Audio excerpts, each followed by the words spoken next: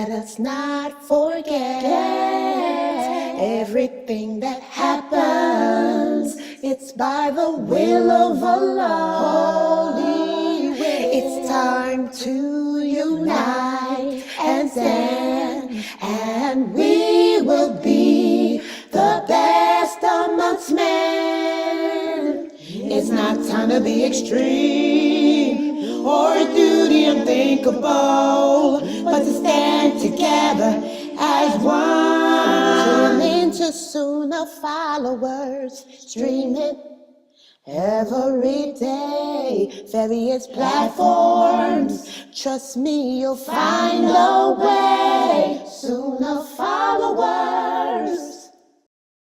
Morning hands and feet get wet, my Lord. Get wet, get wet, my Lord. Wet, my Lord. Wet, my Lord. Wake up in the morning, hands and feet get wet. Getting ready for our conversation, deep and in depth. Obligations are serious and need to be met. So I prepare so I won't forget. Go ahead and make a good intention. Yeah, yeah. You can write up some good things. Yeah, make a donation to the side and go from left to make it right. Just remember and don't lose sight. Jannah is the goal. Jannah is the goal. Jannah is the goal. Sister Laila live, Sister Laila live. Weekly for the show at the hour. Ask Sister Laila live, Sister Laila. Invite your friends and family, get cozy. Ask Sister Laila.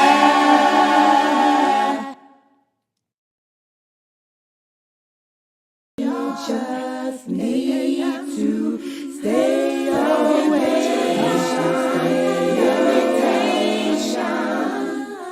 And you just need to stay away. Stay away today. There's a heavy price to pay. Stay away, stay away, stay away. You just need to stay away. Limitation. And you just need to stay away. Limitation. Stay away today. There's a heavy price to pay. Stay away, stay away, stay away. Assalamu alaikum. Please mark your calendars. Starting this Friday, March 1st, we will be replacing the 6 p.m. Eastern Aqidah class, Al-Wala Wal-Bara class, with a special program for the month of Ramadan. Please join Ustadah Laila Nasheeba for the first 7 days of Ramadan with a preparation course.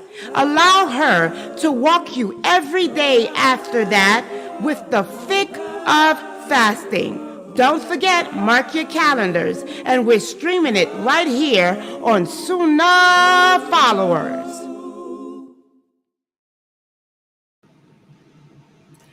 Ina alhamdulillah, wa salat, wa salam ala wa rasulullah, everyone. Welcome to day 24. Day 24 of the month of Ramadan for the year 2024. Subhanallah, 24 is the number for today. Oh yeah. Ramadan's almost over.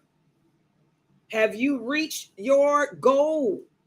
Have you reached the goal that you set with Allah for this month? Subhanallah. Ramadan is almost over. Have you changed the condition of yourself to that which is pleasing to Allah? Ramadan is almost over. Do you see the growth? Are you in better control of your life now? Is your Aqidah correct now? Are you balanced? Do you understand what your purpose is? Do you understand now that you were created to worship Allah? And you were put here on this planet to prove to him that you believe in him. Do you understand that now? Do you understand that life was not meant to be a paradise for you? This world is not meant to be nothing but a testing ground. That Allah is going to test us with everything that you love, your family, your children, your husbands, your wives, your money, your food, your clothing, whatever you love, whatever you hold of value, it's going to be a test for you. Do you understand that now? Do you now understand that everything begins with and ends with Allah, that he's the one in control? That nothing good happens unless Allah wills it to. And nothing bad happens unless Allah wills it to. Have you now come to terms with the great reality that if all mankind were to come together to do something good, they wouldn't be able to lift a finger unless Allah allowed them to? Have you now accepted the reality that if all mankind were to come together to do harm, they wouldn't be able to lift a finger either unless Allah allowed them to? All of these realities, this is basic aqidah. This is basic belief. These are the basics of Islam that if we don't accept and believe, we will die a kafir. Y'all understand that?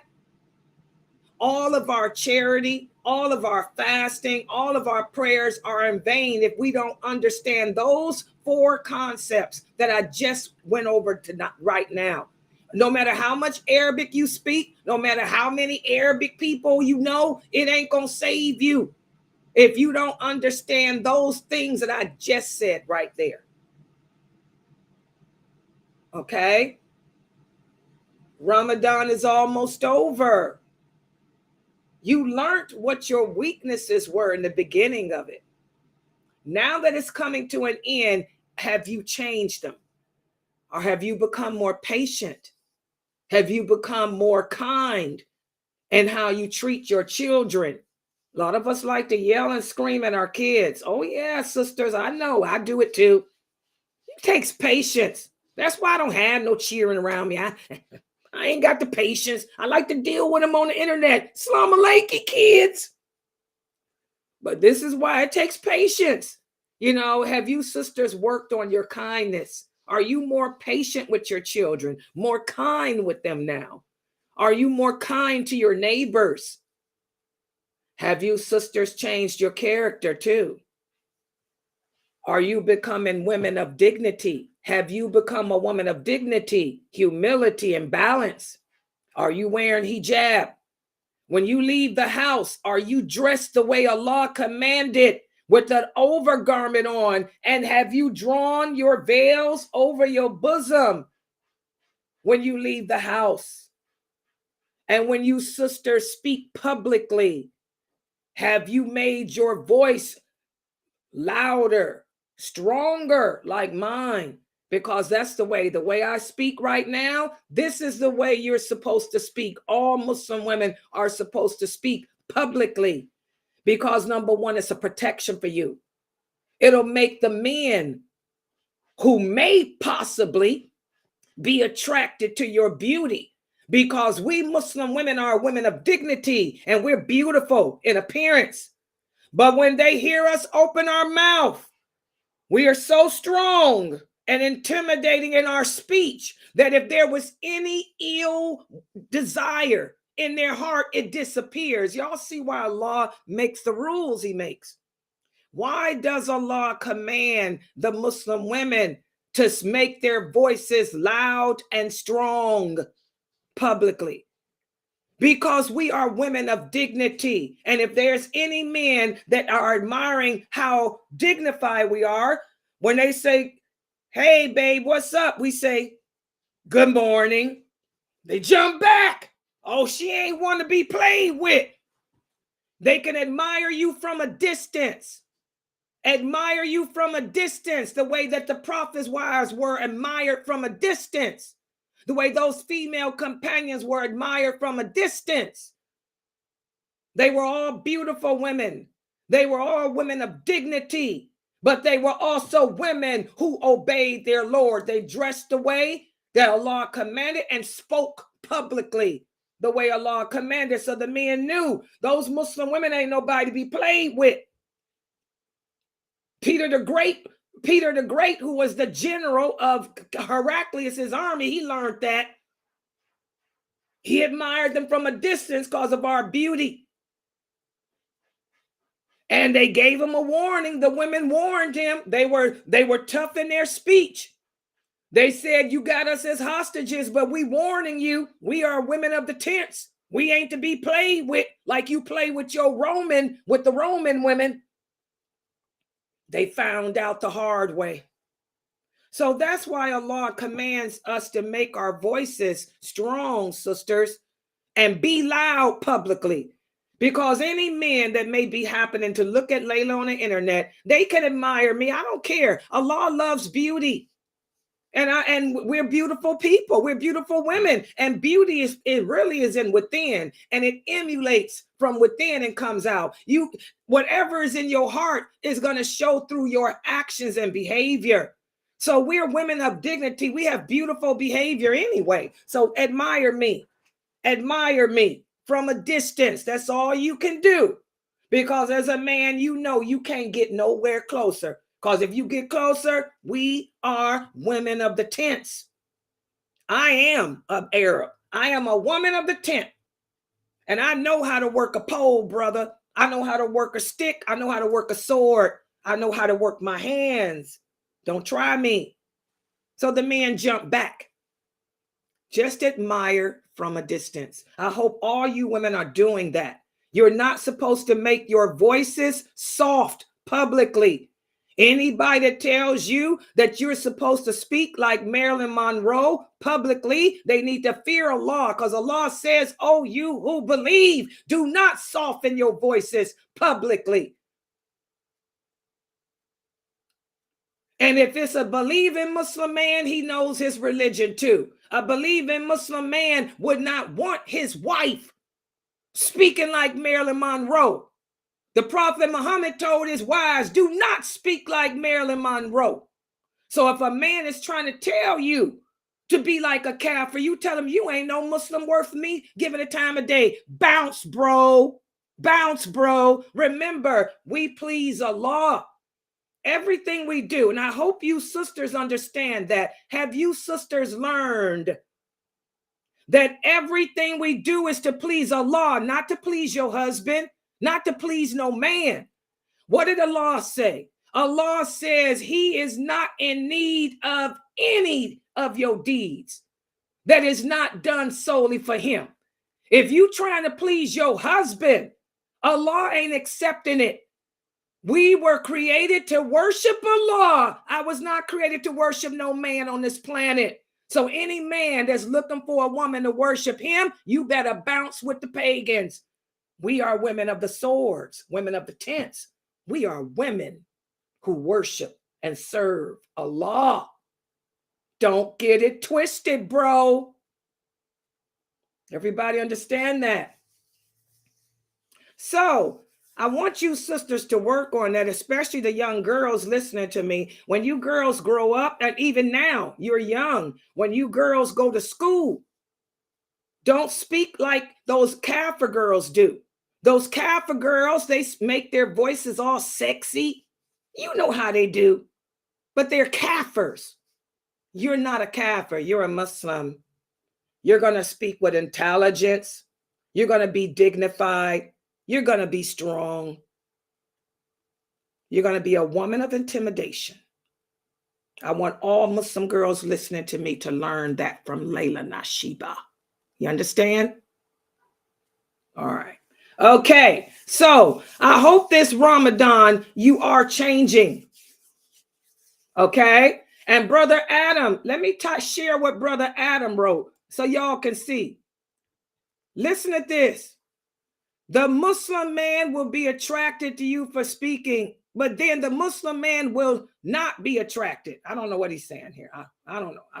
I thought he was saying something. I don't know what Brother Adams typed. I don't know. I thought he was saying something. I don't know. But anyway, the brothers have appeared, as y'all can see. The brothers always like to roll up in our streams. You know, they welcome. Just sit back and learn. All right, so work on that, sisters. I want the young girls to know that when you walk out the house, you carry yourself with dignity and respect. Be conscious. Be conscious of what's going on around you. These are for the Muslim girls. When you walk out the house, you walk tall and strong and dignified with your head up, not with it down. We don't walk with our head down as Muslim women. We walk with our heads up and we're conscious. Our eyes, I know who's beside me. My ears are open. I hear who's behind me. Salama, Aisha, radiallahu anha, all the wives of the Prophet, they were conscious of their environment. They knew who was coming up behind them. They knew who was beside them across. So nobody could catch them off guard. That's how you girls should be. Be conscious. Because children are being abducted every day. And I just received a phone call last night. I was up. One of the Muslim sisters here at our website, I'm not going to say her name, but she said that her daughter, and this is why I tell y'all, don't let your kids go to Kafir schools. Her daughter, who's in the 7th grade, or is it the 8th? The 7th or 8th grade, she was walking home, okay, from something that was going on at the school. I don't know what it is. But anyway, she said that she had a feeling that she was being followed. And she remembered me talking about in one of my other classes how we should be conscious as a Muslim woman, you know, of what's going on. So she said she had a feeling that she was being followed. And so when she got to cross, after crossing the street or something, 2 boys came up behind her. She knew them from school. But she said she was ready. She had her hand on her backpack. And when they came at her, she started swinging it. She said, I did like Sister Laila said. I started swinging. I said, I'm a woman of the pole. I'm a woman of the tent. She said she took that backpack and started swinging. I'm a woman of the tent. I'm a woman of the pole. And they ran off. And then there was a store. The people came out of the store and said, what's going on, honey? And they ran away. She said she started swinging that backpack. I'm a woman of the pole, of the tent. MashaAllah. And I was so happy. I said, see, Ramadan.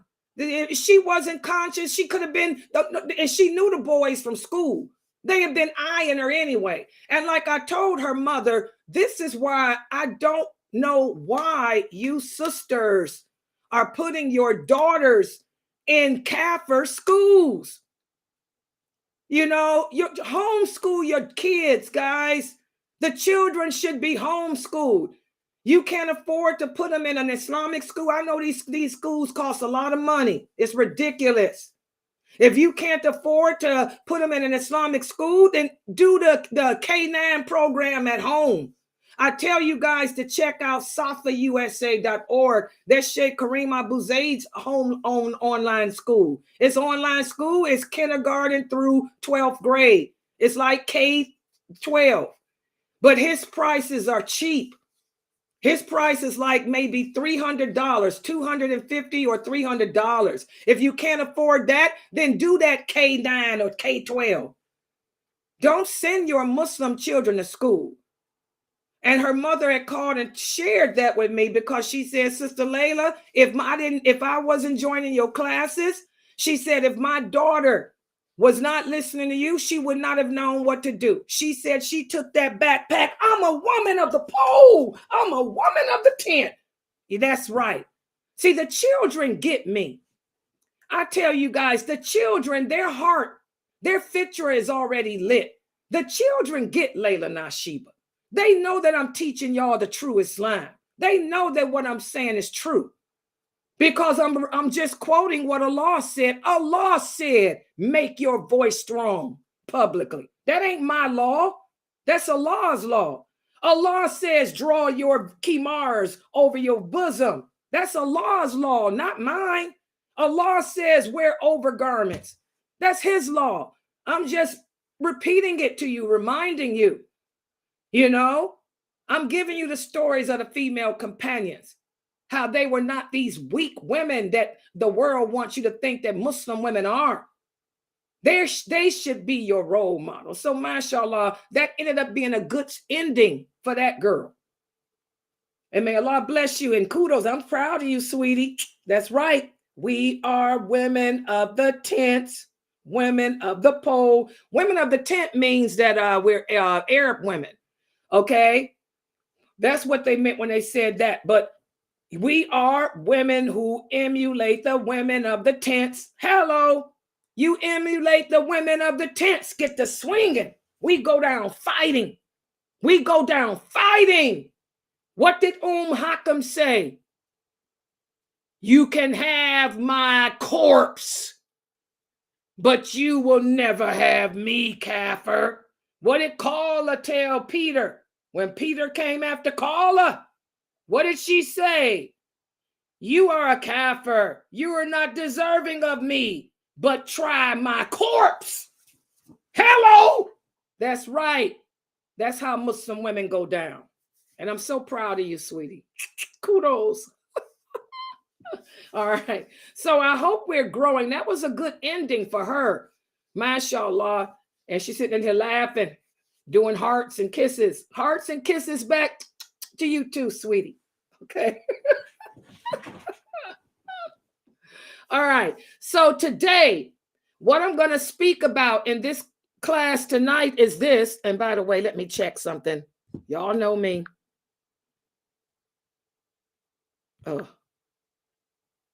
Oh, hold on, guys. Let me check my door, my order. Oh.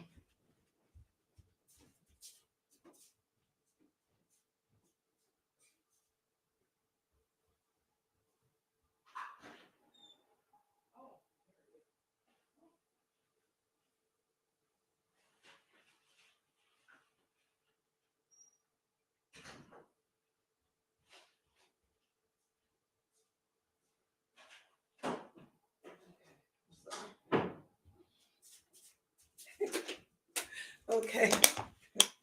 All right, I'm back. I'm sorry. Okay. All right. Let me know when it's time to break fast in Cleveland, Ohio. I know I got some people from Cleveland. You got 5 minutes. Oh.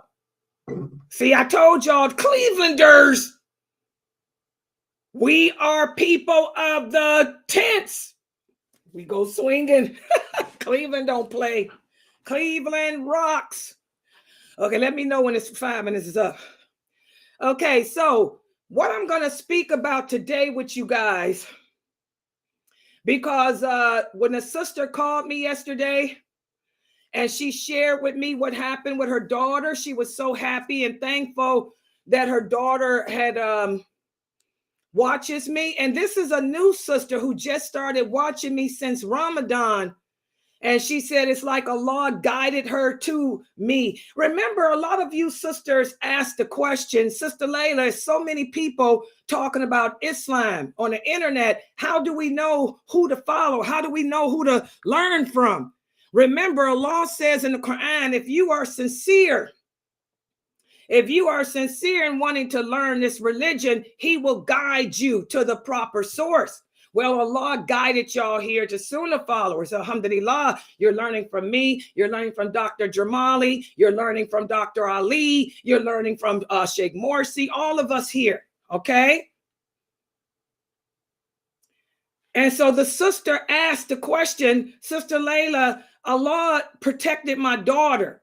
She said, and we want to really give thanks to Him. We learned from you that the way to thank Allah is to prostrate. So she said when her daughter got home and told her what happened, She said the first thing her and her daughter did was they prostrated and thanked Allah. And I told them that's the right thing to do. They thanked Allah for protecting her and bringing her home safely.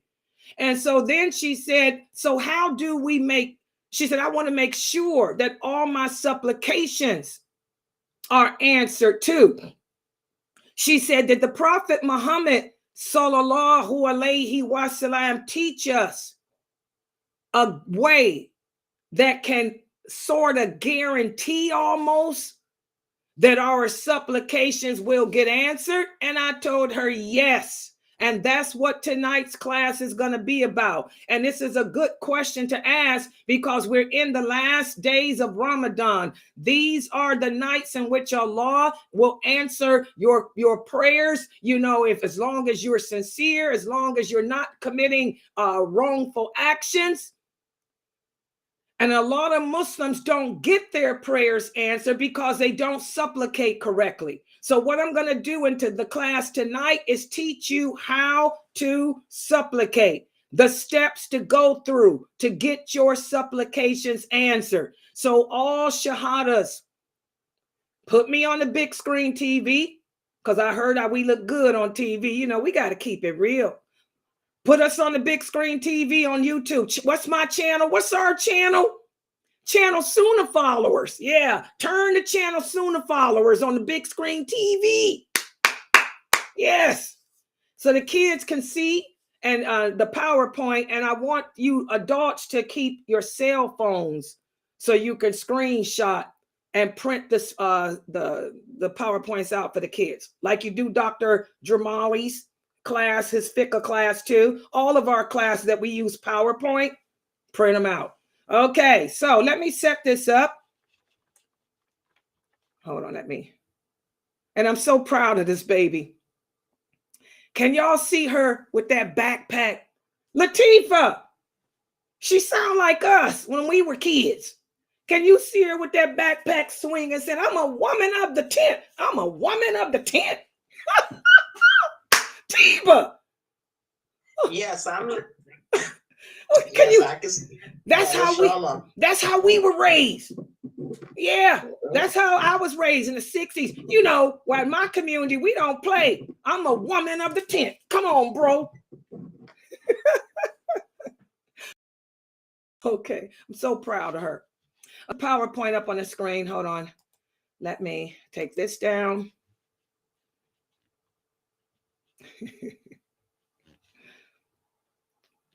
Yes.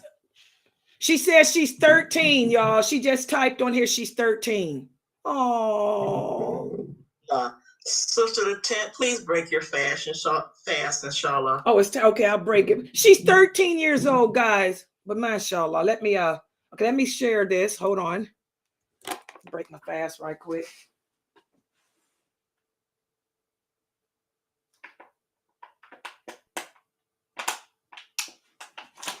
All right.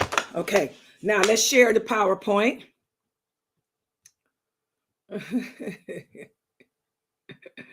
Oh, I'm so proud of her. Yeah, that's what she called me last night with that. I was like, oh my God, you're kidding. Is she okay? Yeah, she's okay. She's a woman of the tent, Sister Laila. My daughter's a woman of the tent. She said, your lecture saved my daughter. I said, no, Allah saved your daughter. I had to tell her that. And by the way, guys, everything good that happens comes from Allah, and everything bad too. I had to tell her mother. She said, oh, your lecture saved my daughter. You saved my daughter. I said, no, Allah saved your daughter. Allah was the one that guided your daughter here to learn from me. And Allah saved your daughter. I told her, but you can save her now. Take her out of the Kafir school. I don't want to hear about none of these Muslim girls in no Kafir school. You know, take her out to Kafir school. Put her in the Muslim school or homeschooler. Subhanallah. Do Kareem Abu Zaid school. Okay, can everybody see this? Is this showing up on YouTube, Mina, as the whole thing? Yeah. So it's the whole thing, right? Okay, so I got it. Yeah. Okay, good. Okay, let me move this. Okay, so tonight, guys, and for those of you who are breaking your fast, let me give y'all a second. Everybody's breaking their fast that's on the East Coast of the Cleveland area. Let me know. Okay. All right. Y'all got me on the big screen. The sister here text say, I got you in the kitchen. She says, Sister Laila, I got you in the kitchen. You got a TV in the kitchen, a big screen. Oh, girl, you must got one of them nice houses. We got to check you out. You know, the open floor plan. You know, little girl talk. It's all about the open floor plan. You got an open floor plan house like I got, sister, where, you know, the kitchen opens up to the living room and all that. Granite, you know, marble counters, you know. We got to be women of class, too. We are women of the tents. We are women of dignity, humility, balance, and class. Hello. All right. So today I'm going to go over the etiquettes of making dua, how to get your dua answered. And I want to give a shout out. I want to give a shout out to Amina Antar, who just joined. Assalamu alaikum, Antar. What's up? Keeping it real, holding it down on the West Coast in LA. Hello, Crips Bloods, Snoop Doggy Dog. Amina Antar's here, y'all. Alhamdulillah. All right, so we're going to go over the etiquettes of making dua. First of all, guys, I want to remind everyone that Allah loves for us to call upon him and ask him for things. I don't want any of the kids to feel ashamed to ask Allah for something. If there's something that you want, if there's something that you need, ask Allah, okay? He encourages that we do that. He becomes angry if we don't talk to him, if we don't ask him. Listen to what Allah says in the interpretation of the meaning. And your Lord said, call upon me and ask me for anything, and I will respond to your call. You hear that?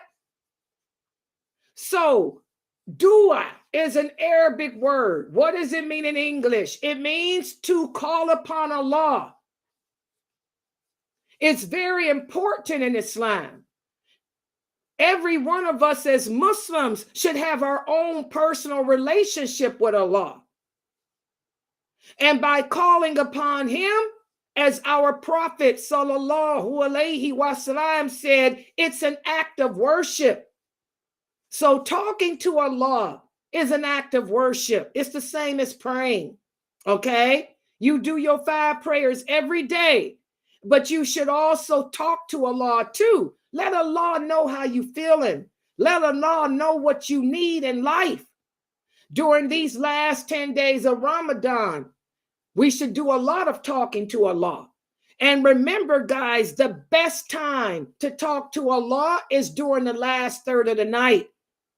The best time to talk to Allah is right before Fajr. That's the last third of the night. So when you kids are getting up, getting ready for school, your mom's going to wake you up for you to get ready for school. The first thing you're going to do is make Fajr. Right before, you know, Fajr comes in, your mother's going to wake you up. And that's when you sit down and talk to Allah. You say, oh, Allah, my mother can't afford to put me in Muslim school. And my mother's not home. She has to work. So she can't be with me to do the homeschool. So I have no choice, Allah, but to go to the Kafir school. Oh, Allah, protect me. I'm calling upon you, Allah. I'm asking you, Allah, to protect me. Oh, Allah, to keep my Muslim identity intact for me. Oh, Allah, do not allow the Kafirs, the unbelievers, to affect me. Talk to Allah like that, guys. Okay? He loves this. And this brings you closer to him. And again, there's certain things we can do to make sure that Allah will answer and listen to us. But number one, you have to have the correct belief system. That's what I was telling you guys. A lot of people put emphasis on speaking Arabic. Arabic is a language. It is not a religion. And believe it or not, most Arabs speak slang. They got their own colloquial form of Arabic. Very few of them speak the Fusha. Very few of them understand it. They learn it in school, but how many of them use it in their dialect? Very few. Okay? Arabic is not a religion. It's a language. You can speak all the Arabic in the world. That ain't going to save you from the hellfire. 30% of the Arabic speaking world are Christian anyway. Did y'all know that? Oh, yeah. Not all Arabs are Muslim. 30% of the Arabic world are Christians. And are they going to paradise because they speak Arabic? No, they're going straight to hell. Okay? So you have to have the correct belief system. If your belief system is not correct, it don't matter what language you speak, what race you are, what country you come from, how many prayers you make. Allah is not accepting it. Does everybody understand that? So that's why it's important that even after Ramadan, you still continue to come to my website for my classes. You join this class every day, even after Ramadan.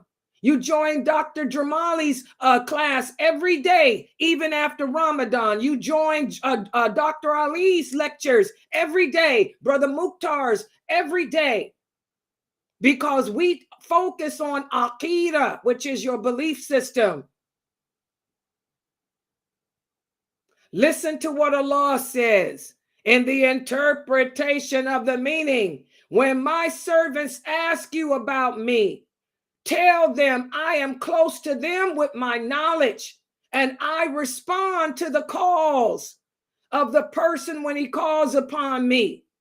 So let them obey me and believe in me so that they can be led right. So there's the dalil. There's the evidence. You have to believe in Allah the way he commands us to believe in him. Otherwise, he's not. So that's the first way to get your supplications answered. You have to have the correct belief system. Secondly, you have to be sincere in making your supplication. What does that mean?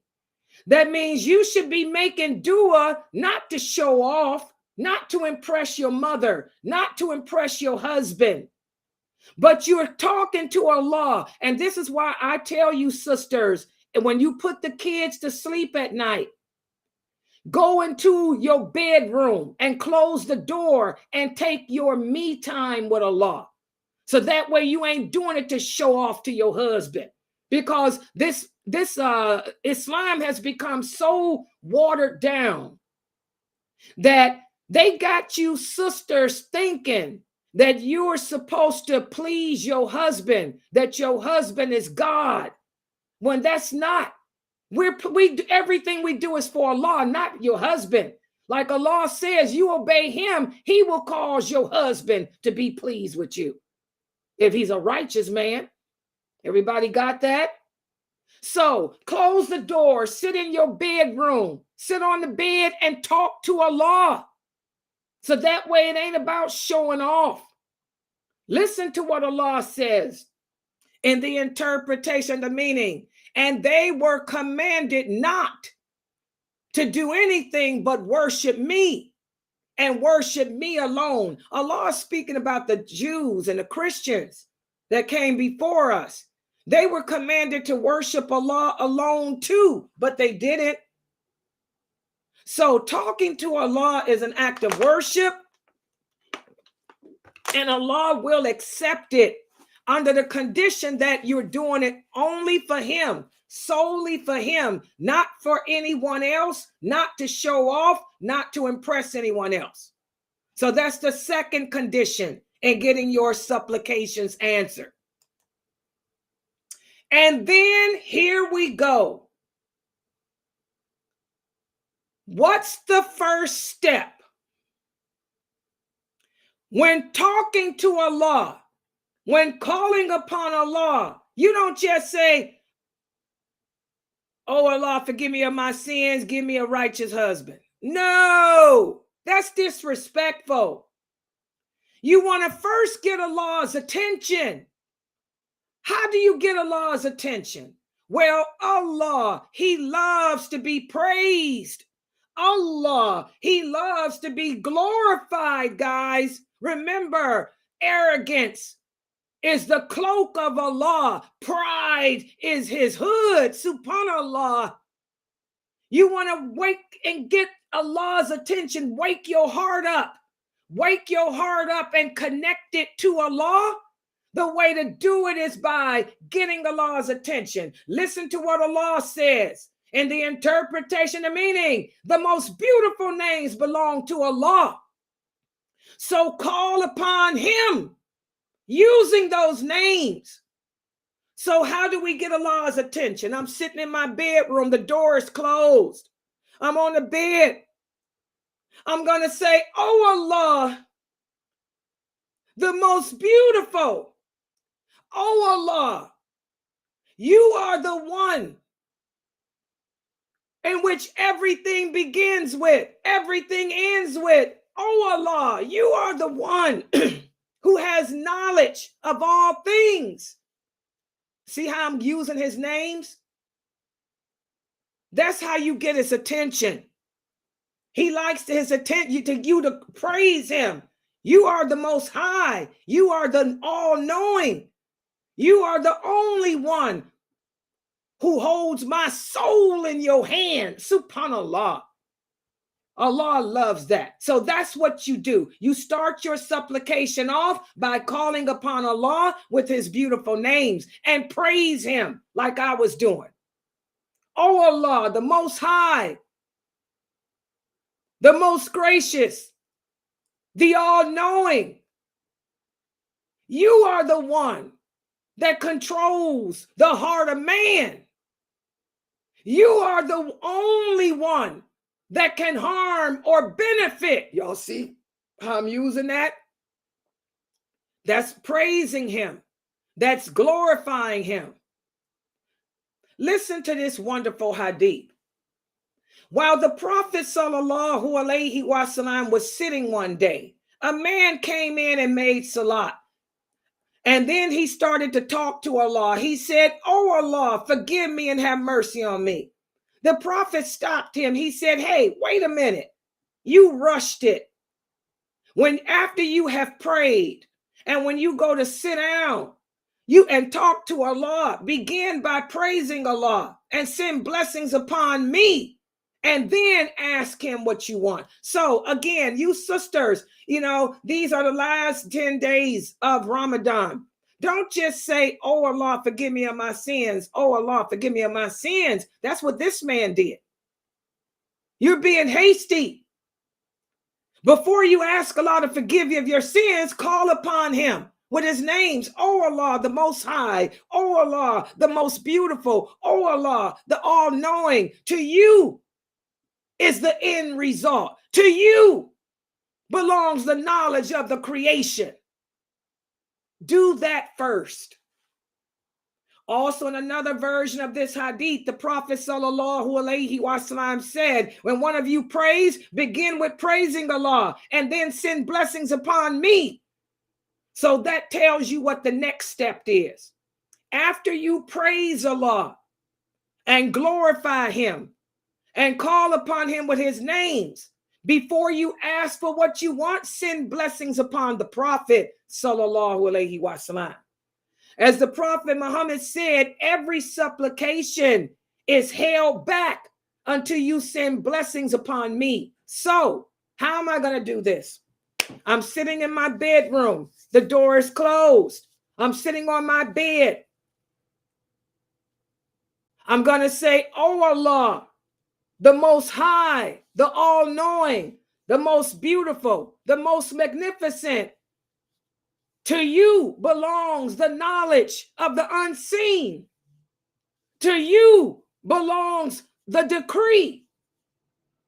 Oh Allah, I send my peace and I send my blessings upon the Prophet Muhammad. Y'all see what I said? That's it. And by the way, your supplication can be in English. Your supplication can be in English. Your supplication is in English, not Arabic, because you don't speak Arabic. You speak English. You don't know what you're saying when you play around with that language. So you're going to make your dua strict. You're going to make your dua solid. So I'm going to use my language, my mother tongue. Oh Allah, the Most High, the All-Knowing, the Most Merciful, to you belongs the knowledge of the unseen. Oh Allah, I send peace and blessings upon the Prophet Muhammad sallallahu alaihi wasallam. That's what sallallahu alaihi wasallam means. You're sending peace and blessings upon the Prophet. Y'all got it? So that's the second step. First step, call upon Allah using his names. Second step, send blessings upon the Prophet. And then the third step, and by the way, for you sisters on Facebook, y'all got to be quiet and learn, because I'm teaching you the steps. Maybe the way you doing is wrong. You sisters are wrong. I'm giving you the sunnah. So stop typing and pay attention, because you're distracting the new shahadas. After you've called upon Allah using his names, after you've sent blessings upon the Prophet Muhammad, then you should turn and face the direction of the Qibla. Now, this is not a must, but again, I am teaching you how to get your prayers answered the best way. So you're in your bedroom, you're sitting on your bed. You got Allah's attention by calling upon him using his names.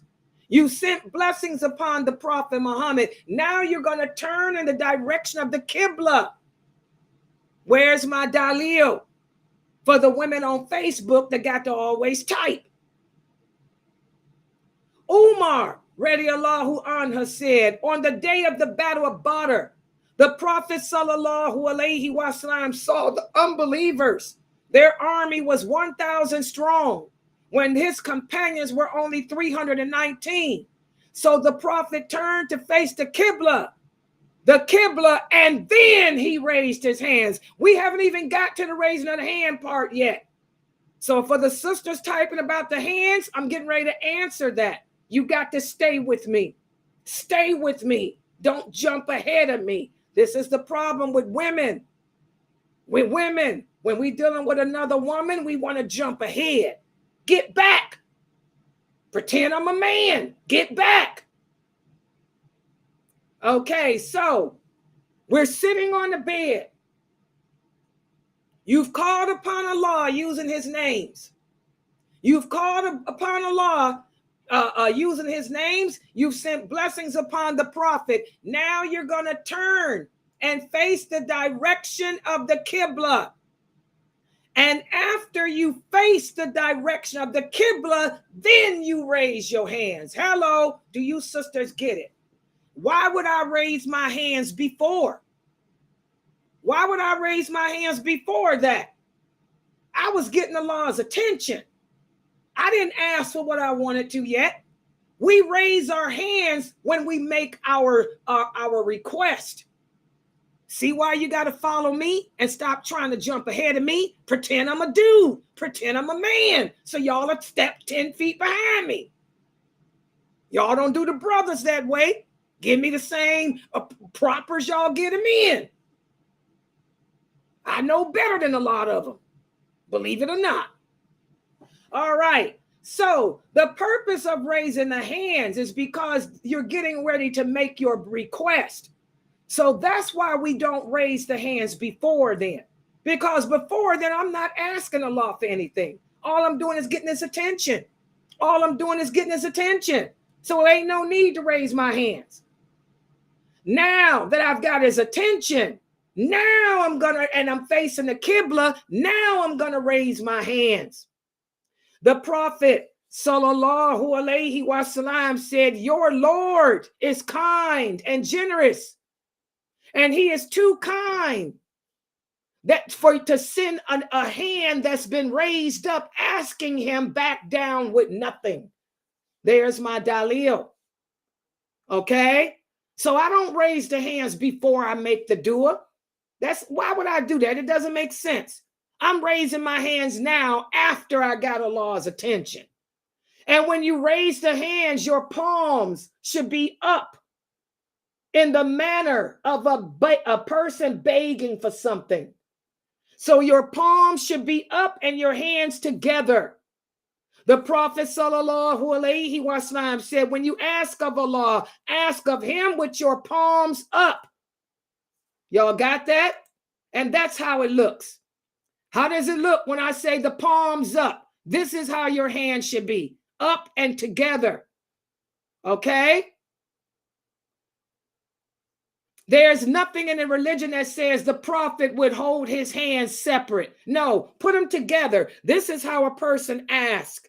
This is how a beggar asks. So put your hands together. So what have I done so far? Well, I went in my bedroom. I closed the door. I'm sitting on my bed. And I say, oh Allah, you are the Most High. You are the All-Knowing. Oh Allah, you're the one who holds the creation in your hand. You are the one who turns the heart of man. Oh Allah, I send my peace and my blessings upon the Prophet Muhammad. And then I'm going to turn and face the Qibla. And now I'm going to raise my hands. And now I'm going to ask him for what I want.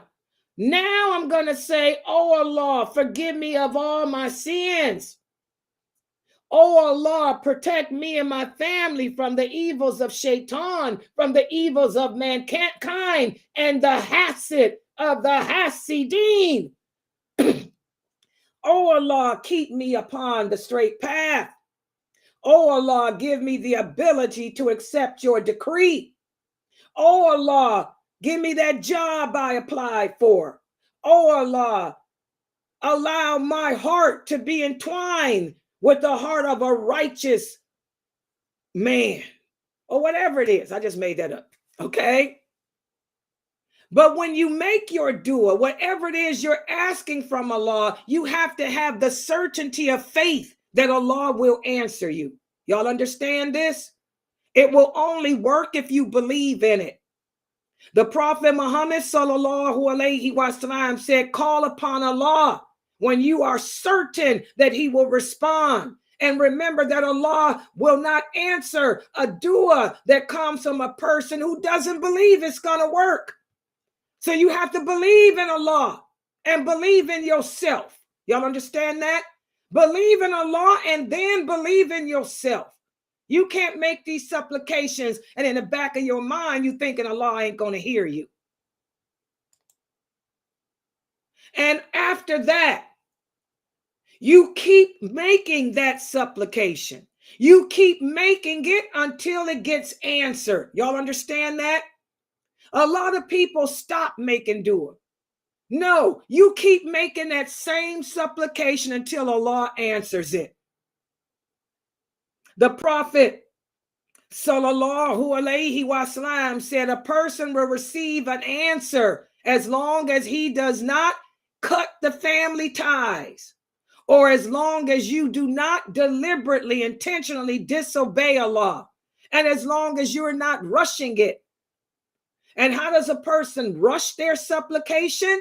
You rush it by saying, I may do it, but Allah didn't answer me. So don't go around saying Allah didn't answer it. You keep making that supplication until it gets answered.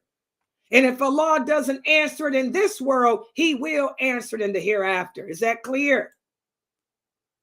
So be firm. Be firm in your supplication. And what does that mean? When whatever you're asking for from Allah, don't put the word inshallah in. You know, some people say, oh Allah, give me a husband, inshallah.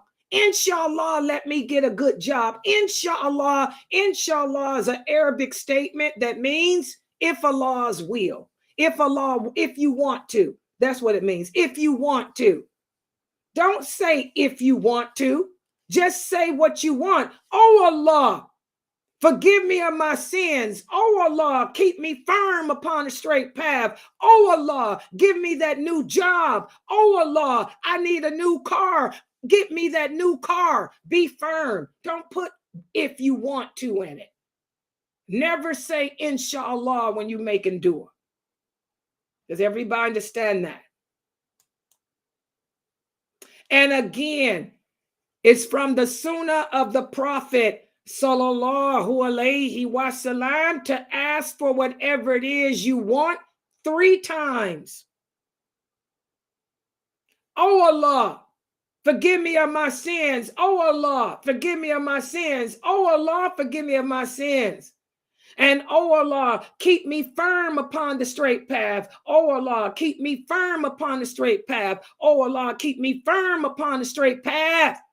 Oh Allah, I need that new job. I need that new car. I need that new house. Oh Allah, I need that new job. I need that new car. I need that new house. Oh Allah, send me a righteous husband. Oh Allah, send me a righteous husband. Oh Allah, send me a righteous husband. Y'all see that? So it's from the Sunnah to repeat it 3 times. Because you're emphasizing the need for it. And again, Allah said He will answer your dua as long as you're not deliberately committing any sins, as long as you haven't severed the ties of kinship, and as long as your money and your food is from lawful sources. In other words, you can't be a dope dealer. Ain't no dope boy. If you earn your living by selling drugs, I'm sorry, you ain't got nothing coming. Not in this world or the hereafter. The lifespan of a drug dealer is only 3 years anyway. Either you're going to be behind bars or be behind the grave. Okay? It has to be from lawful sources. A legal job. Okay? So your food and your money and your bills and stuff have to come from lawful sources. Not from drugs, not from selling alcohol, not from selling pork, not from being on the strip pole. Hello, what T.I. say? Keep the girls off the pole. All right? And finally, when you're making your supplication, make it loud enough where only you can hear. You don't want to scream and holler. Only time we get loud as women. The only time we get loud as women, I repeat, the only time we get loud as women is if we are speaking publicly, like I'm doing on this internet or outside the house. When we're in the house, we're soft. You can be whatever Marilyn Monroe you want to be in your house away from the public. But outside the house or publicly, we're loud. Everybody understand that? Allah says, call upon your Lord with humility and in secret. So you want to move your tongue. When you're making your supplication, move your tongue because your tongue will testify on your behalf. But just make sure that nobody can hear you but you. Just you.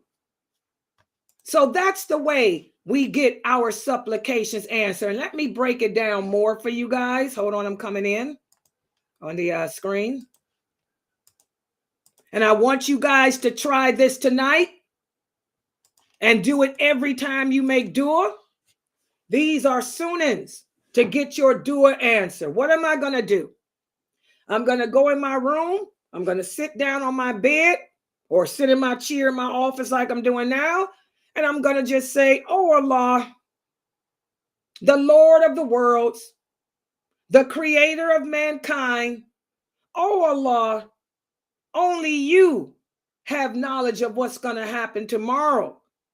Nothing can harm me. Nothing can benefit me unless you allow it. And oh Allah, I send peace and I send blessings upon the Prophet Muhammad. Then I'm going to turn, face the direction of the Qibla. This is my Qibla. And now I'm going to raise my hands. Now I raise the hands. Not before. What I look like doing it now. I ain't asking him for anything. I'm getting his attention. But now I'm going to face direction of Qibla. Now I'm going to bring my hands up. I'm going to cup them together like this. And I'm going to say, oh Allah, forgive me of my sins. Oh Allah, forgive me of my sins. Oh Allah, forgive me of my sins. Oh Allah, protect me and my family from the evils of mankind, the evils of shaitan, and the hasad of the hasideen. Oh Allah, protect me and my family from the evils of mankind, the evils of shaitan, and the hasad of the hasideen.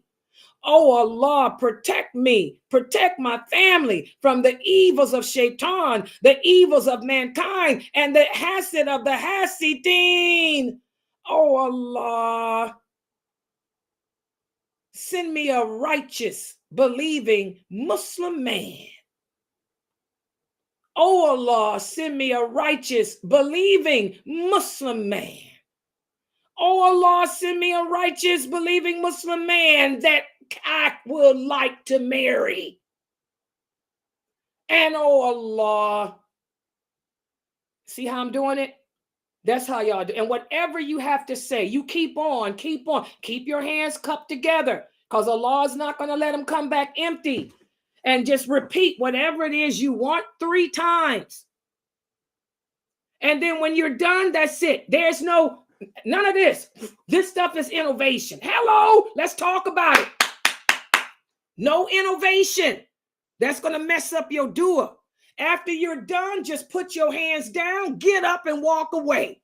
That's it. It ain't no blowing in your hands. There is no wiping over your face. That's innovation. That will destroy your supplication. After I'm through, I'm going to put my hands down. I'm going to get up and go take care of business. We'll do whatever I got to do. Y'all got it? That's the way we make dua. That's the way we call upon Allah and get get it answered. And you do it every day. You keep on making that same supplication every day until it gets answered. When one of them is answered, then you go to the next one. Okay? All right. So I'm going to stop right here. Subhanakallahumma wa bihamdika ashhadu an la ilaha illa anta astaghfiruka wa atubu ilaik. Are there any questions? Any questions or comments? I have a question. Yes, go ahead. Can you speak about why we say Ameen, and if we do that when we're making dua to ourselves? You can, Ameen is simply whenever we say Ameen, the angels respond Ameen for you too. Mm. Okay. So Okay. we can say it. Yeah, you can always say Ameen at the end. You put Ameen at the end, yes. Because the angels will respond Ameen. They will pray for you that too. That's it. Sure. Yeah. Thank you. But these are the things. These are the major things. The things I went over today. Even if you don't say Ameen, the dua will still get accepted. Even if I don't say Ameen is not a prerequisite. The things I went over tonight, these are the things that'll get it answered. Allah will answer whether you say Ameen or not. You understand? So Ameen is a sunan too. These are all sunnas, but these are the greater ones. Ameen is a sunan. You might not be able to say Ameen. Something might happen. You might die before you get Ameen out. Okay. Any other questions? No, but it's good to know that we're supposed to keep our hands together, because I always slightly kept them apart, and I didn't know we're supposed to have them together. Yeah. It's best to look like a beggar, because we're begging. We're begging. Mm-hmm. And by the way, this is a sunan too. Even the hands is a sunan. If I don't raise my hands at all, Allah still answer if he wants to. All of these things are sunans that you do that will put kick to your supplication, because you might be in a position where you can't raise hands. I might be like Imam Malik. Imam Malik couldn't raise his hands. They were broke. So he talked to Allah and prayed like this, everything down. So these are sunans that you can do that will put more kick to it. But even if you didn't do, even if I didn't call upon Allah, even if I didn't face the direction of Qibla, even if I didn't, he may still answer. But I'm giving y'all the way that the prophet taught us that will almost guarantee it get answered. Y'all understand the difference? You don't have to do any of this. But if you did all of this, it's more assured to guarantee it get answered. Y'all understand? Yeah. How best, in other words, how best to get my supplication answered. Yeah. Okay. Okay, here's a question. Can I bow my head on the floor and give thanks to Allah? Yes, you can bow your head on the floor to give thanks. Or if you're a person like me, I can't get on the floor to bow. I bow standing. Okay? Yes. Yes. You can give thanks to Allah simply by saying, oh, Allah, thank you, thank you. You know, bow your head down. Yeah, bow your head to the floor. Yes, yes, you can do that. Yes. Because not everybody can get on the floor. Yes. Okay. When we have the Duaa, when we are in sujood, no, this is for your personal supplications outside the prayer. I'm glad you asked that, Howard. I'm glad Sister Howard asked this. The steps that I went over with you guys tonight, these are for your personal supplications made outside the prayer. Does everybody understand? This is not during the prayer. You don't do these steps during the prayer. This is when you are tonight, when you're doing your talk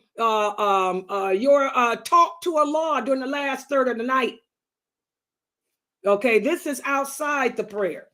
Everybody got it? Hold on for a second. 1 second, guys. Let me put this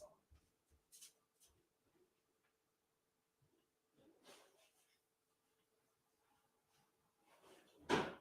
People named marijuana.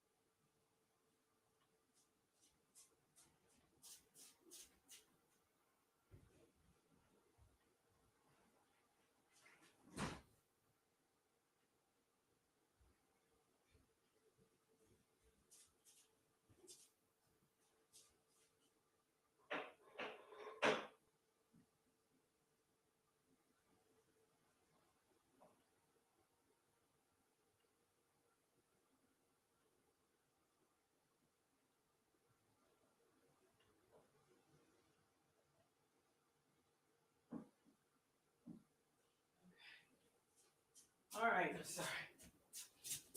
I left my door open outside. Okay, yes. So yes, these are the steps for personal supplication made outside of the prayer. You don't do this when you praying.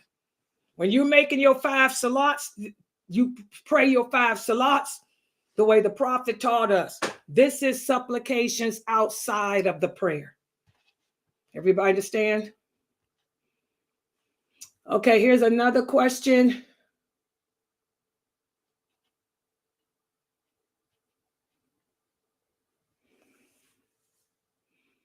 I hear too many times Muslims saying that all imams have different opinions. Okay, well, this is the problem, sister. Stop hanging around Muslims that base it on different opinions. That's not true. Is Islam based on opinions of imams? No. Islam is based on the Quran and the Sunnah of the Prophet Muhammad. We don't care about the imams' opinions. I'm teaching y'all directly from what the Prophet said. And the only opinions that matter with me are the opinions of the companions. So what you guys are listening to methabs. I don't follow a methab. The only methab I follow is the methab of the Prophet Muhammad sallallahu alaihi wasallam. And if I need understanding on an issue, I look to see what the companions of the Prophet said. I don't care about what the 4 imams said. I really don't. because I know what the Prophet said. I know what Ibn Abbas said. I know what Ibn Umar said. I know what Aisha said. But see, I know my deen. But a lot of Muslims don't. So the Muslims that don't know their deen, they follow madhabs.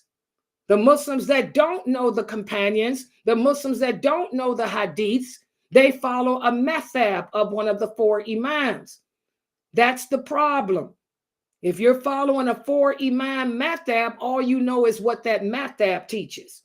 And that madhab may have taught what the Prophet said, or it may have deviated.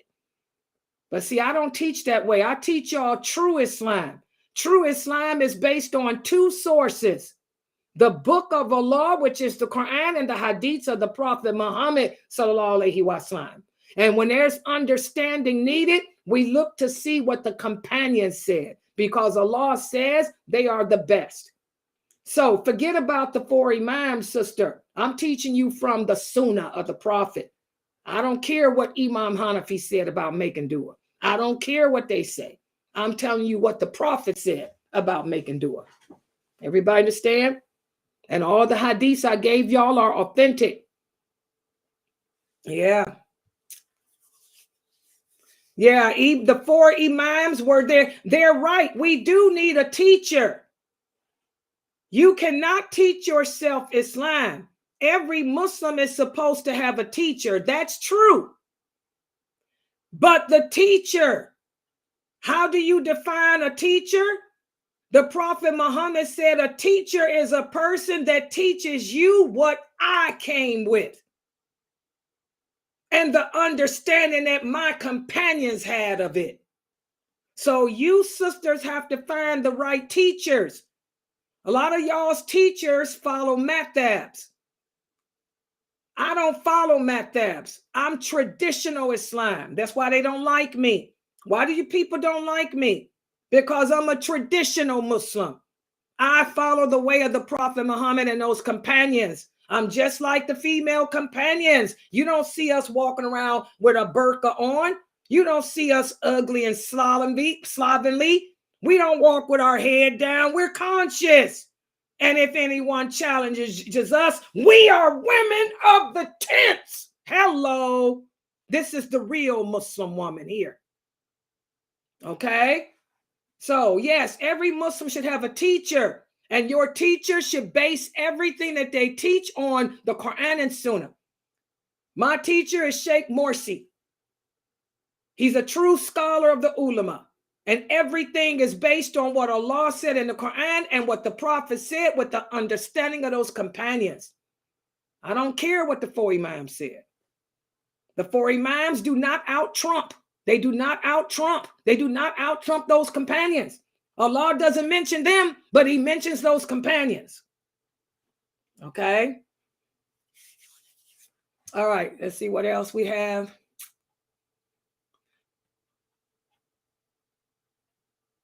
Sister Amina Antar, we make do it for you all the time. And you know, why come you can't get into the Zoom room? You need to try to come into the Zoom room, girl. If y'all want to see what goes on behind the scenes, check out our Zoom room. Girl, come into the Zoom room.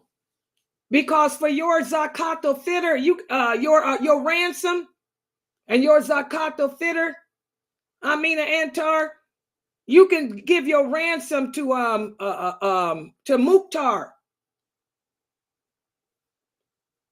because it'll only be $60 rather than you trying to pay $300 ransom. Antar, you hear me?